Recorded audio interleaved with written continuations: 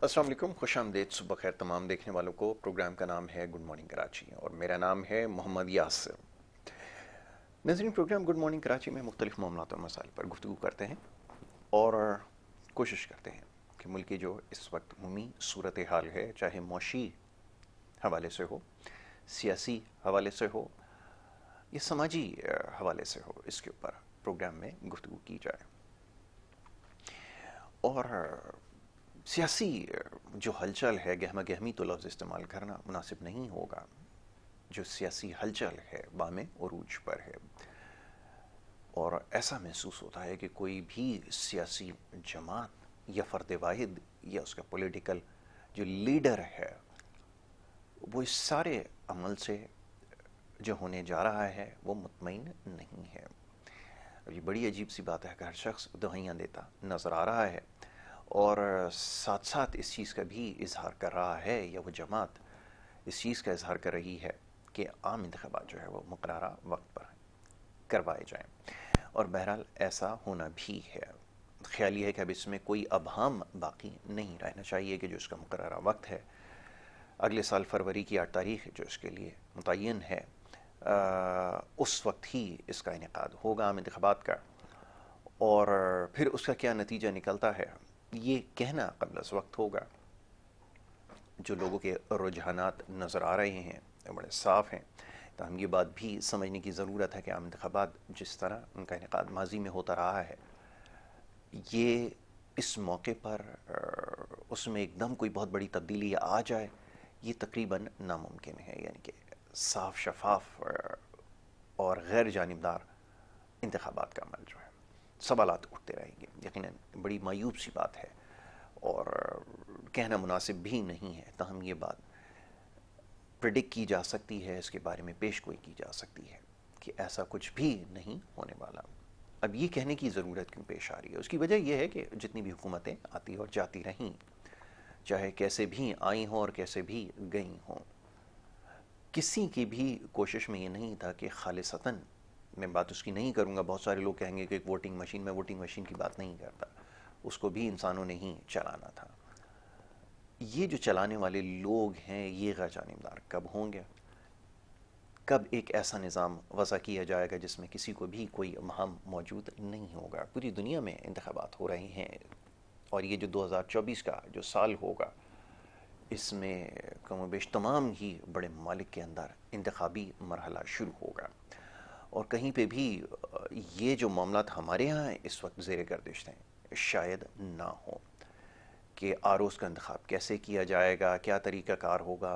ख्याल ये कि बहुत पहले ही इन मामलात को तय कर चुके हैं और बड़ी खुश उसलूबी के साथ ये मामलात जो हैं उनके तय पा जाते हैं। वहाँ पे कोई भी सियासी जमात या किसी भी फ़र्द वाहिद को ये कहते नहीं सुना गया कि जो वहाँ का इलेक्शन कमीशन है, जो इंतखाब करवाने वाला इदारा है, उसके अंदर बेज़ाब्तगियाँ हैं या मामलात की दुरुस्तगी की ज़रूरत है, ऐसा कुछ भी सामने नहीं आया।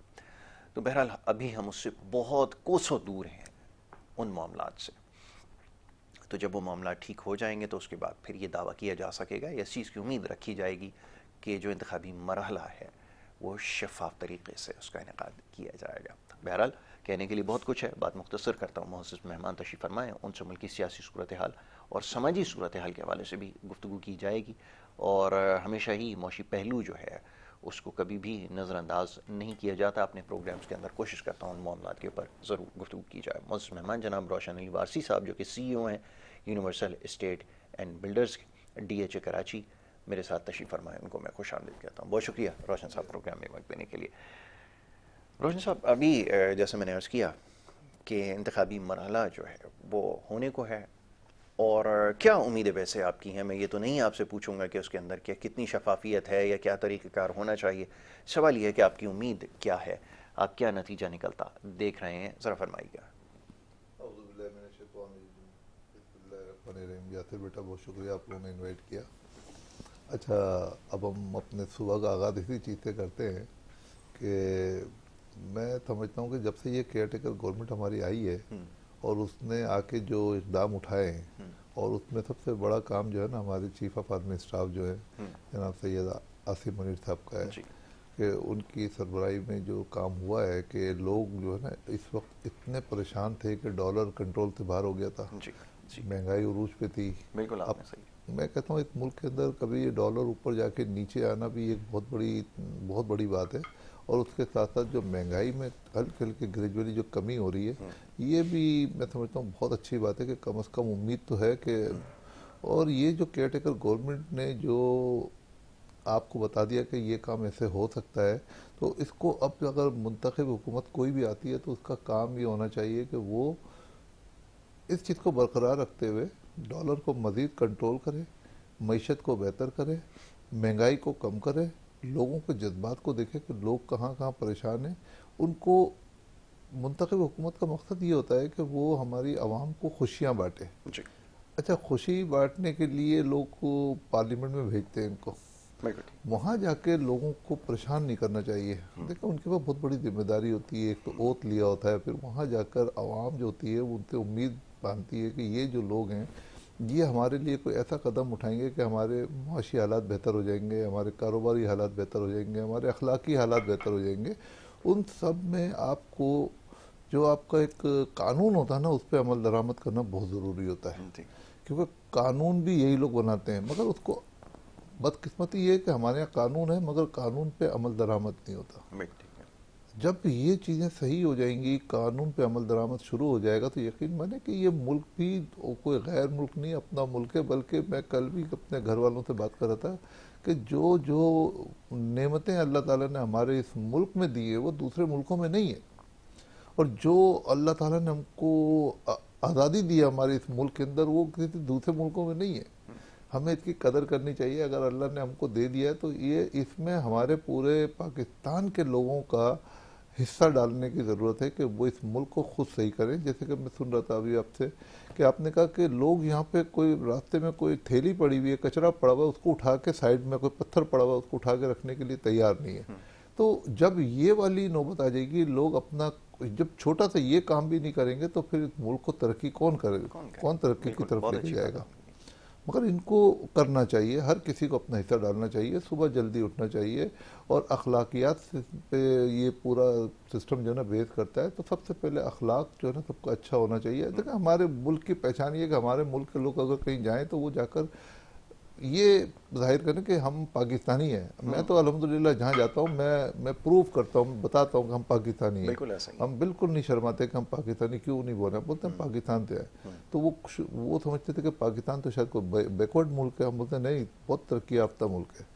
आप लोगों को बाहर ऐसा लगता है, मैं गोरों से बात करता हूँ कि आपको ऐसा लगता है कि ये पाकिस्तान इतना है, वो मैंने कहा वो सिर्फ सोशल मीडिया के थ्रू आपको नजर आता है, ऐसा नहीं है। हमारे मुल्क बिल्कुल में ठीक आप है। आके देखें, आपको देखें जो मेरे हिस्से का काम है वो मैं करना चाहता हूँ, मैं बताता हूँ लोगों को। फिर उसके बाद वो कुछ लोग उसको अप्रिशिएट करते हैं कि यार ये अपने मुल्क की बात कर रहे हैं। बिल्कुल और ठीक है। हमारे मुल्क में वाकई बहुत अच्छी अच्छी चीज़ें हैं, मगर हम अच्छाई बयान नहीं करते, बुराइयों पे ज़्यादा जोर देते हैं। और उसमें हमारा सोशल मीडिया जो है ना मुल्क को बदनाम करने में उसका बहुत बड़ा हाथ है। बिल्कुल ठीक। यार मैं करूँ अच्छाई नहीं बयान कर सकते, कम से कम बुराई तो नहीं बयान करो। बहुत अच्छी बात है। तो ये चीज़ें जो है ना थोड़ा सा हर आदमी को चाहिए, हर इंसान को चाहिए, और हमारे जो मुल्क के हुक्मरान हैं उनको चाहिए कि जो कानून है ना, कानून पे अमल दरामद ज़रूर करवाएं। बहुत अच्छी बात अब है ये क्या आपने। कानून है, अब मुझे बताएं कि अब हमारे जो पुलिस एहलकार हैं वो इस चीज़ पे बैठे हुए हैं कि भाई कोई गलत काम हो रहा है तो उसको पकड़ें। अब आप देखें हर सिग्नल के ऊपर कराची में जो ना लोग खड़े हुए भीख मांग रहे हैं, उनको कोई पकड़ नहीं रहा। अब ये बताएं कि ये मुआशरे का एक हिस्सा है। अब ये इस हिस्से को इसको कंट्रोल कौन, मैं और आप करेंगे? मेरी जिम्मेदारी तो जी नहीं है। जी जो इस चीज़ की तनख्वाह लेते हैं उनको चाहिए कि वो इनको मना करें क्यों आते हैं। ये मतलब दुनिया में इनकी फुटेज जाती हैंगी कि ये। जी। फिर आजकल एक और काम हो गया, देखें मैंने 2-4 लोगों को कोई क्लिप आए थे वो देखे, उसमें एक लड़की है वो कह रही है कि देखें मैं भिखारी थी और भिखारन हूँ, और मगर उतने ऐसे अच्छे कपड़े पहने हुए हैं, उसके पास मोबाइल जो है लेटेस्ट है, और वो कह रही है कि मैंने मलेशिया में घर खरीद लिया। मतलब क्या पैगाम दे रहे हैं कि ये क्या लोगों को ये तो पैगाम दे रहे हैं कि आगे चल के सारे बच्चे जो है भिखारी बने, जी फकीर बने, और भीख मांग के अपने आप को खड़ा करें। खुददारी नाम की कोई चीज़ नहीं है। बहरहाल छोड़े, जज्बाती हो गया। नहीं नहीं, आपने बिल्कुल ठीक निशानदेही की है कि ये सारी चीज़ें हैं सिस्टम के अंदर जो खराबियां हैं, उसमें ज़्यादा जिम्मेदारी तो हमारी अपनी है। और उसके बाद अगर कहीं रियासत की जिम्मेदारी है तो वो भी अल्हम्दुलिल्लाह रियासत पूरी करने से बुरी तरह कासिर है। तो ये जो मामला है, अच्छा चलें थोड़ा सा रियल एस्टेट के हवाले से भी आपसे इस वक्त जान लेते हैं कि क्या सूरत हाल है। अच्छा, इन्वेस्टमेंट के हवाले से मामला थोड़ा सा जो है वो, क्योंकि जो गैर यकीनी की सूरत हाल है, अभी जैसे आपने कहा कि केयर टेकर हुकूमत आने के बाद मामला काफ़ी हद तक समझ चुके हैं, ये बात दुरुस्त है, ये बात मानना होगी कि जो माशी मसाइल थे वो कम तो नहीं हुए, लेकिन किसी हद तक थम ज़रूर गए हैं। और हमारे यहाँ जब भी ज़रा सी कोई बेहतरी की गुंजाइश नज़र आती है तो फ़ौरन से हम देखते हैं कि जो माशी अशारी है वो बेहतर होना शुरू हो जाते हैं। तो रियल एस्टेट के जो शोबा है उसके अंदर क्या किस हद तक बेहतरी आई है, इन्वेस्टमेंट के पॉइंट ऑफ व्यू से आप क्या समझते हैं कि कोई काम इस वक्त शुरू हुआ है? क्योंकि पिछले जो चंद माह गुजरे हैं या उससे पहले जो 3 साल रहे हैं वो बदतरीन मीशत के अदवार में से एक समझे जाते हैं। ज़रा फरमाइएगा जी। देखिए, रियल एस्टेट सेक्टर जो है तकरीबन 4-5 साल से जो है ना बदहाली का शिकार था। इन्वेस्टमेंट नहीं हो रही थी, लोगों के रोज़गार ख़त्म हो गए थे या कम हो गए थे, और लोगों का कॉन्फिडेंस ख़त्म हो गया था कि इस सेक्टर में मतलब इसमें जो लोग इन्वेस्ट करते थे वो मार्केट नीचे जाती थी, वो जो पैसे लगाए हुए होते थे उसमें भी कमी आ जाती थी जी।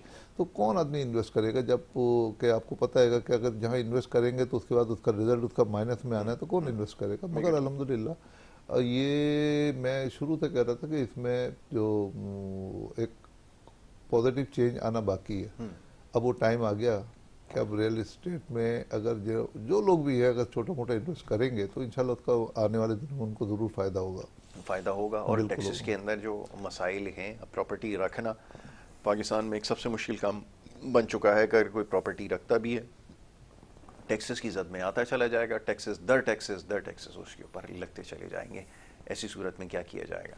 देखें, ये तो मैं समझता हूँ कि हम तो अपने जो मौजूदा जो गवर्नमेंट है उससे या आने वाली गवर्नमेंट से रिक्वेस्ट करेंगे कि आप टैक्सेस में ज़रूर कमी करें। देखें, ये वो सेक्टर है जो कि एग्रीकल्चर के बाद सबसे बड़ा सेक्टर है, real estate and construction industry का। इसमें एम्प्लॉयमेंट बेतहाशा है। आप यहाँ से रेवेन्यू जनरेट करें और करते रहें।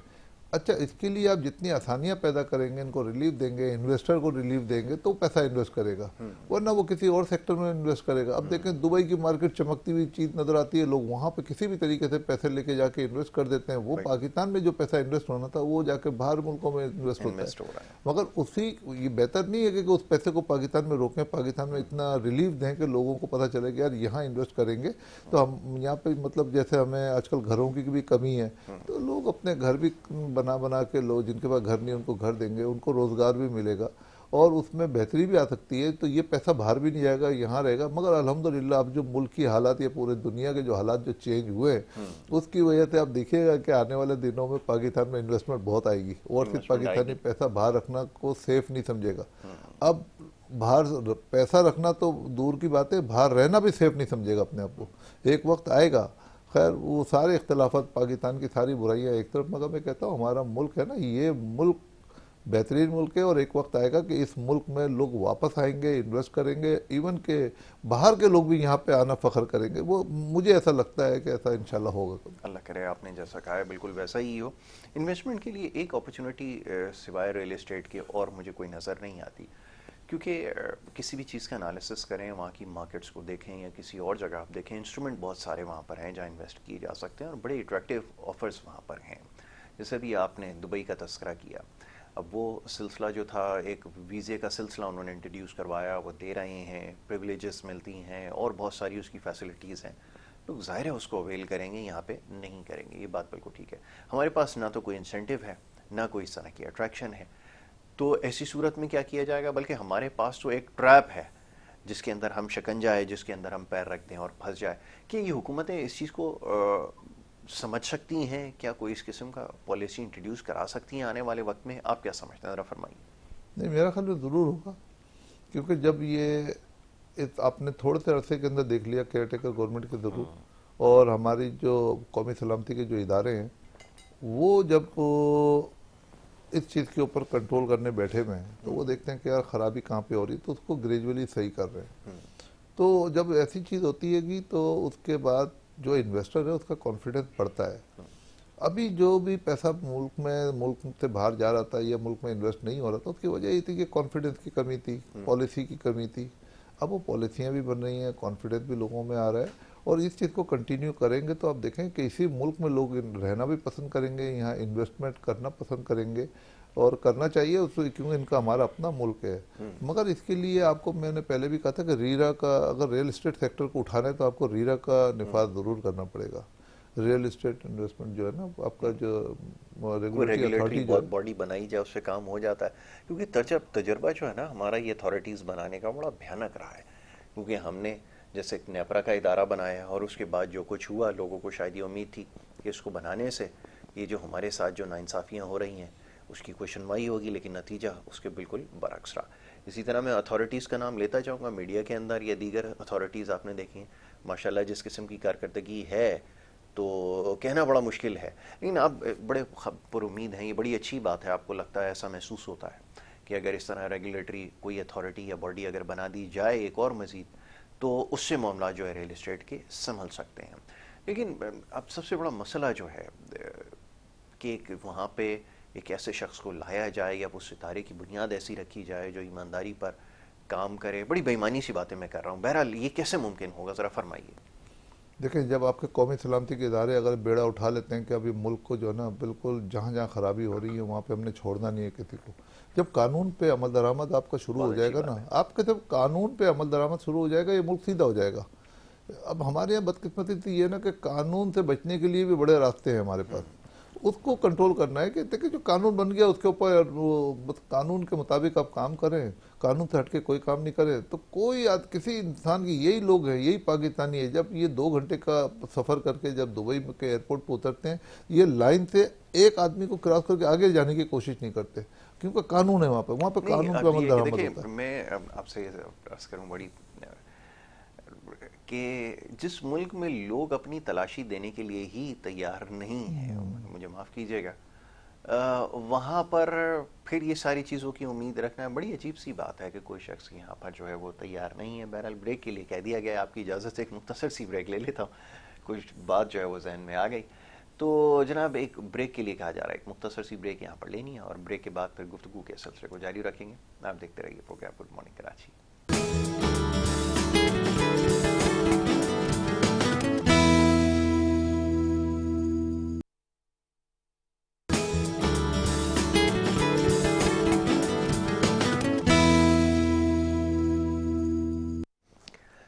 प्रोग्राम में एक दफ़ा फिर आपको खुशामदीद कहेंगे।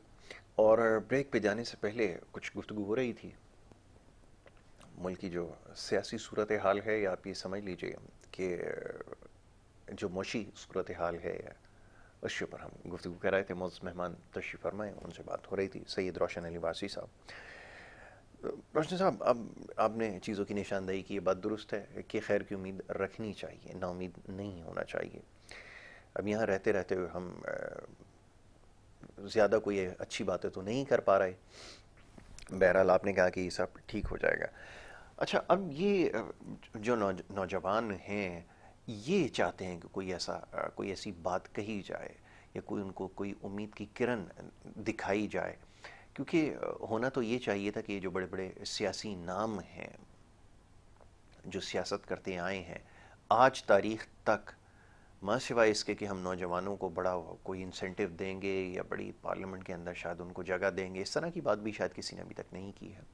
इससे जो पंजाबी में हमारे कहते हैं लारे देना, इसके अलावा और कोई उनके पास कोई चीज़ नहीं है कहने के लिए। वाक़तन कोई भी हुकूमत हो, सब ने कोई तब्दीली के नाम पे नौजवानों को बेवकूफ़ बनाया, गुमराह किया और नतीजा उसका कुछ भी नहीं निकल सका।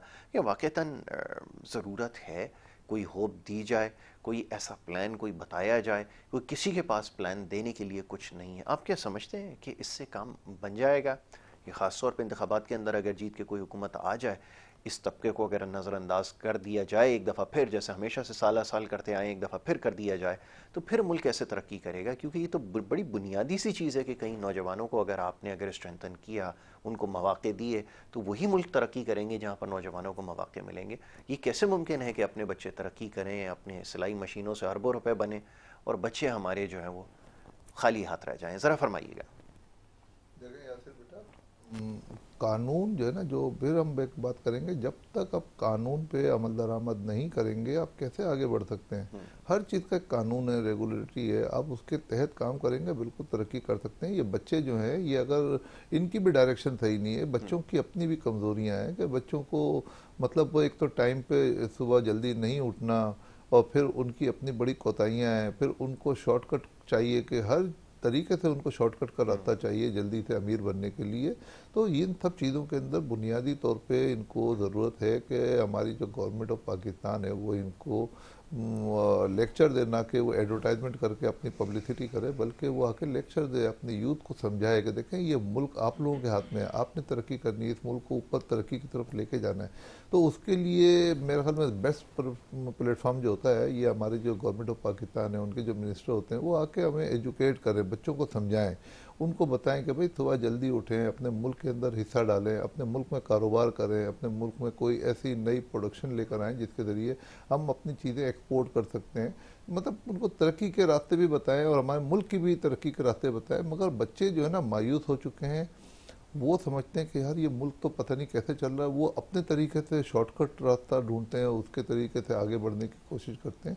तो मेरे ख्याल में बच्चों की भी गलती है, गवर्नमेंट की भी गलती है, फिर हमारे जो पेरेंट्स हैं उनकी भी गलती है कि वो इनको समझाते नहीं है। तो ये 3-4 स्टेप के ऊपर हमको जाके बच्चों को समझाना पड़ेगा। तो ये बच्चे जो है ना, ये नगीना बन के ऊपर आएंगे। जब बच्चों को आप अभी एजुकेट ही नहीं करेंगे, उनकी तरबियत घर में नहीं करेंगे, तालीम कोई ज़रूरी नहीं है, तालीम बहुत ज़रूरी चीज़ है, मगर तालीम से ज़्यादा जरूरत तरबियत है। आप तरबियत दें, तालीम भी साथ में दें, देखें बच्चा कैसा निखार होगा। बच्चे को यही नहीं पता शादी कहाँ करनी है, बस किसी से आंखें मिली शादी हो गई, उसके बाद घर में फड्डे शुरू हो गए। भाई आप जाके जिससे शादी कर रहे हैं उसका घर गृहस्थी देखें कि लोग कौन है, कैसे हैं, कल को हमारे माँ बाप का ख्याल करेंगे, लड़की भी सिक्योर होगी, लड़का भी सिक्योर होगा, उस पर भी बात करने के लिए तो बहुत सी चीज़ें हैं, मगर कितनी बातें करें। अब लोग शादियां कर लेते हैं, आजकल मैंने देखा है उसके लिए इतने मसले मसाइल हो गए कि जिसकी शादी होती है वो टूट जाती है थोड़े अरसे के बाद। भाई वो समझ में नहीं आता कि यार अल्लाह ताला ने इतना खूबसूरत एक ऐसा बंधन बांधा है कि उसका तो अल्लाह को बहुत खुशी होती है कोई निकाह करता है, तो आप 2 मिनट के अंदर रिश्ता ख़त्म कर देते हैं। वो कोताही किसकी है? घर वालों की भी है, फिर उनकी अपनी भी है। जो बच्चे हैं ना, वो बच्चे समझते हैं शादी होने के बाद वो अकले कुल हो गए, वो खुद ही जो है ना फैसले कर लेते हैं। आपने आपकी बात से मुझे याद आया कि मैं देख रहा हूँ इस हद तक कि ये स्कैम्स बढ़ चुके हैं कि बाकायदा बड़े टीवी चैनल्स के ऊपर इस तरह की वेबसाइट्स एक हैं जो लोगों के साथ फ्रॉड कर रही हैं, उनकी प्रमोशन हो रही है और भरपूर प्रमोशन हो रही है। अपने आंखें और कान खुले रखें, ये बहुत मुश्किल वक्त है। ये टेलीविज़न के ऊपर भी जो चीज़ें दिखाई जाती हैं, ये सब झूठी कहानियाँ हैं जो आपको इसको बहुत खूबसूरत बनाकर दिखाया जा रहा है। मैं देख रहा हूँ आजकल इसका बड़ा प्रचार किया जा रहा है कि फ़लाना का रिश्ता फ़लाना से हो गया। सब आपको बेवकूफ़ बना रहे हैं, इनकी हकीकत का आपको अंदाज़ा नहीं है। ये बात तो चलें क्योंकि मौजूद गुफ्तगू तो नहीं है, ताहम ये बात भी हो रही है जो माशरे में हमें नज़र आ रही है। बड़े बड़े ऐसे चैनल जिन पे आप समझते हैं कि बड़े मोतबर हैं, अच्छी खबरें देते हैं, सच्ची खबरें देते हैं, वहाँ पर जब इस तरह के इश्तिहारात चलेंगे, इनके पीछे इनके मकासद हैं। ये बात याद रखिए, ये सिर्फ कोई खैर के लिए, नेकियां समेटने के लिए काम नहीं हो रहा है, इसके पीछे पैसा शामिल है और उसकी वजह से ही आपको ये झूठी खबरों में इस तरह की चीज़ें बना बना कर दिखाई जा रही हैं। इससे बहुत मोहतात रहिए। जी आप बिल्कुल सही कह रहे हैं कि ये सारी चीज़ें जो है ना, इससे मोहतात रहने की ज़रूरत है। और बच्चे जो है ना सोशल मीडिया के ज़रिए अपने बहुत से फैसले कर लेते हैं। आप देखें कि अपने पेरेंट्स से हिदायत लें, उनसे पूछें कि भाई क्या बेहतर है, क्या गलत है, कि लड़की भी उसका भी जो फ्यूचर है सिक्योर हो जाए, लड़के का भी फ्यूचर। अब मैंने देखा कि अक्सर लोगों को आजकल जो इन चीज़ों की तादाद बढ़ गई है कि भाई शादी होती है, कुछ अर्से के बाद उनकी खुला हो जाती है, तलाक हो जाती है। तो ये होने की वजह तो कम अज़ कम, पहले तो अल्लाह का शुक्र है इन चीज़ों का तो गुनाह समझा जाता था, कुछ सुनता भी नहीं था कि कभी ऐसी कोई बात होती है ना। और अब ये इतनी फैशन में आ गई है, तो मतलब हम तालीम हासिल करने के बाद अपने माशरे के अंदर ये चीज़ें कहाँ से आ गई? इसका मतलब कहीं ना कहीं बच्चों के जहनों में गलत चीज़ें फीड हो रही हैं। बच्चों को एजुकेट कौन करेगा? ये हमारे गवर्नमेंट ऑफ पाकिस्तान का भी काम है कि वो भी बच्चों को समझाएं। देखें, मैं और आप वो 1 घंटे के लिए इधर बैठते हैं, बैठ के जो हमसे हो सकता है हम अपना हिस्सा डाल के चले जाते हैं। अच्छा, इससे हो सकता है कि कुछ फैमिलियां समझ जाएं और ये जो अरेंज मैरिज है या लव मैरिज है, ये सब मैरिज तो है ना, मगर उसको आगे संभालना जी कि भाई जी शादी हो गई है, अब शादी का एक इतना खूबसूरत बंधन है, इतना खूबसूरत रिश्ता है, उसको आगे लेके चलना है। और उसमें यही जो बीवी जिसको आज जो है ना डांट रहे हैं, डपट रहे हैं, उसको बुरा समझ रहे हैं, शक की नज़र से देख रहे हैं, भाई यही कल आपके बच्चों की माँ बनेगी, आपका मुस्तकबिल है, कल आप बूढ़े होंगे तो यही आपको सपोर्ट करेगी और आप उनको सपोर्ट करेंगे। ये बड़ा खूबसूरत रिश्ता होता है, अल्लाह ताला को बड़ा पसंद है ना निकाह का। और मगर आजकल मुझे नहीं पता कि कहाँ से ये सब चीज़ें आ गई हैं कि मतलब बच्चे सुनने के लिए तैयार नहीं है, बच्चे अपने फैसले करते हैं, माँ बाप की बातें नहीं सुनते। यार जो बच्चे अपने माँ बाप की बात सुनते हैं, यकीन माने उनका घर आबाद रहता है, सही, बड़ी अच्छी खुश बात रहते आपने हैं। कही। ये अगर खुशियां अगर जाती हैं उनके घर से तो उनकी अपनी वजह से जाती हैं, क्योंकि बड़ों का एहतराम खत्म हो गया है। बिल्कुल है, सही। बच्चे जो है ना बड़े हो गए माँ बाप से, तो जब तक ये चीज़ें वापस नहीं आएंगी ये मुआशरा हमारा बच नहीं सकता, इसको तबाही से कोई रोक भी नहीं सकता। अब इसके अंदर मेरा भी काम है कि मैं भी इतना हिस्सा डालूं, आपका काम है आप भी अपना हिस्सा डालें। गवर्नमेंट ऑफ पाकिस्तान, उनके जो मिनिस्टर हैं वो आके इनको समझाएं बच्चों को, और बच्चों को उन चीज़ों की सज़ा दें कि अगर कोई ऐसा गलत काम करता है। देखो ना, एक ज़रा सी गलती की वजह से लोगों के घर ख़राब हो जाते हैं, वो पता नहीं कितने किस किस मुश्किलात का शिकार होते हैं, किस तरीके से माँ बाप ने उनकी शादियाँ की होती है लड़के लड़की की, बाद में ज़रा से छोटे से गलत फैसले की वजह से वो घर जो है ना वो बिल्कुल वीरान हो जाते हैं, बर्बाद हो जाते हैं। तो वो ये सब चीज़ें भी हमारे माशरे का हिस्सा है, इसको भी सही करने की ज़रूरत है। ये सही कौन करेगा? गवर्नमेंट ऑफ पाकिस्तान को चाहिए कि इसके ऊपर कोई कानून बनाए, उस पर मीडिया अमल की भी दरमल एक करे। जिम्मेदारी है, आपने बिल्कुल सही कहा। ये एक बड़ा अहम मौजू है जिसकी आपने निशानदेही की है, ख़ास तौर पे ये बात एहतराम की है। बच्चों को मैं आजकल अक्सर देखता हूँ, तो बच्चे मेरी बात तो नहीं इस वक्त सुन रहे होंगे, लेकिन अगर कोई मेरी बात पहुँचा सके, अगर कोई बड़ा देख रहा हो, तो ये बच्चों को ज़रूर बताइएगा कि सुबह के प्रोग्राम में ये बात हुई है कि आप यकीनन बहुत सारी चीज़ों में अपने बड़ों से आगे होंगे। इस मोबाइल के इस्तेमाल में, प्ले स्टेशन में, दीगर चीज़ों में आपने हॉबिट देख रखी है, आपने लॉर्ड ऑफ द रिंग्स देखी है, आपने बहुत सारी चीज़ें देखी हैं जो आपके बड़ों ने शायद ना देखी हों। इसका कतई मतलब नहीं है कि आप उनसे ज़्यादा सीख चुके हैं या समझदार हो चुके हैं। इसके बाद भी अगर आप अपना मवाजना करना चाहते हैं तो आप उस बच्चे से कीजिए जो छोटा बच्चा है, जो ये सारी चीज़ें नहीं देखी लेकिन आपसे बेहतर तौर पर मोबाइल फ़ोन भी चलाना जानता है। इसका मतलब हरगिज़ ये नहीं है कि वो आपसे ज़्यादा काबिल हो गया या आप उससे ज़्यादा काबिल हैं। तो इस चीज़ को अगर आप समझेंगे तो फिर ही आप जो है आप ये समझ लीजिए कि इस मामलात को आपको बहुत जल्द समझ में आ जाएगा कि आप बड़े हो जाएंगे तो आपके जो बच्चे होंगे वो फिर आपके साथ यही बर्ताव करेंगे। तो ये समझना बहुत ज़रूरी है कि ये काबिलियत की कोई वो नहीं है। आपके वालिदैन शायद प्ले स्टेशन चलाना ना जानते हो, इसका हरगिज़ मतलब ये नहीं है कि आप उनसे ज़्यादा समझदार हो गए। इस चीज़ को बैठ कर सोचें, क्योंकि बहुत सारी चीज़ें हैं जो आप आगे जाएंगे तो आपको भी शायद आपके इल्म में नहीं होगा, शायद आपके बच्चे आपसे ज़्यादा समझदार होंगे। तो इसका हरगिज़ ये मतलब नहीं है कि आप उनको अपने से कमतर समझना शुरू कर दें या ख़ुद को ज़्यादा काबिल समझना शुरू कर दें। इसका बहुत एहतियात रखें। मैं इसके ऊपर इंशाल्लाह फिर आगे बात करूँगा। रोशन साहब की तरफ आऊँगा, आखिरी चंद लम्हात है। रोशन साहब, मैसेज आपने बड़ा अच्छा दिया, वैसे तो पूरी गुफ्तगू ही एक मैसेज था। मैं चाहूँगा ज़रा इसके बारे में और कुछ फरमा दीजिए कि क्यों ये ज़रूरी है, क्योंकि आजकल मैं बच्चों को देखता हूँ तो उनमें यही चीज़ ज़्यादा पाई जाती है। ज़रा फरमाइए। देखिए, बच्चे हमारे मुल्क का मुस्तकबिल हैं। इस मुल्क को लेके इन्हीं बच्चों ने चलना है, यूथ भी बड़ी होगी, मगर इनको आज से जब तक इनकी बेस बेहतर नहीं होगी तो ये आगे किस तरीके से ये आगे लेके चलेंगे इस मुल्क को। उसके लिए हम सबको चाहिए कि इनको प्यार मोहब्बत से बैठ के समझाएं। शादी ब्याह तो चलो उनका अपना ज़ाती मामला है, मगर उसके अलावा भी इस मुआशरे की बेहतरी के लिए भी इन बच्चों को आगे आना पड़ेगा, अपने मुस्तकबिल के लिए इनको आना पड़ेगा। और जो बच्चे अगर तालीम हासिल करके बाहर चले जाते हैं, जो कि दूसरे मुल्कों को फ़ायदा पहुँचाते हैं, वो मुल्क का फ़ायदा हमारे मुल्क को होना चाहिए। तो हमारे जो इदारे हैं उनको चाहिए कि जो अच्छे काबिल बच्चे हैं उनकी तनख्वाहें बढ़ाएं और उन बच्चों को वो अपॉर्चुनिटी दें कि वो यहीं पे काम करें। और बच्चों के लिए ये पैगाम है कि बच्चे कोशिश करें कि वो नौकरी की जगह जो है ना अपना छोटा मोटा कारोबार करें। छोटा इसलिए कह रहा हूँ कि छोटा कारोबार से ही बड़ा कारोबार होता है। तो आप अगर सोचें कि बड़ा कोई कारोबार लेके बैठ जाएंगे, आप नहीं चला सकते। देखिए, जब आप ग्रॉथ रूट से लेके अगर अपना कारोबार लेके चलते हैं ना, फिर आपको उसकी अली बे सब पता चलती है कि कहाँ कहाँ लीकेज हो रही है, कैसे मैंने कंट्रोल करना है, कैसे अपनी सेफ्टी करनी है। तो ये बच्चों को चाहिए कि अपना कारोबार शुरू करें, फिर उसके बाद आप देखें आप बहुत ऊपर तरक्की की तरफ जाएंगे। तो ये बच्चे हैं ना, मगर उसके लिए उनको सुबह जल्दी भी उठना पड़ेगा और अपने पेरेंट्स का एहतराम भी करना है, उनकी बातें भी सुननी है, छोटे बड़े का अदब एहतराम भी करना है। उसके बाद आप देखें कि ये चीज़ें सीधी होंगी, मगर ये बहुत बिगड़ा हुआ सिस्टम था मैं तो ये कहूँगा था, क्योंकि चीज़ें जब मैंने बेहतरी की तरफ देखी है, डॉलर नीचे आया है और महंगाई थोड़ी सी, चाहे वो 20 रुपये लीटर दूध नीचे हुआ तो है ना, तो इस मुल्क के अंदर कोई चीज़ ऊपर जाती है नीचे नहीं आती। पहली मरतबा मैंने देखा चीज़ें नीचे आ रही हैं, और मैं तो इसको बहुत नीचे देख रहा हूँ। अब लोगों को बड़ा मायूब लगेगा कि यार ये रोशन साहब तो आके ये बातें कर रहे हैं कि हमारे मुल्क का कर्जा उतर जाएगा। आप देखिएगा कर्जा उतर जाएगा अल्लाह इंशाल्लाह। करेगा ऐसा। मतलब मेरा दिल कह रहा कर्जा उतरेगा, मगर 2 से 3 साल लगेंगे, कर्जा उतर जाएगा।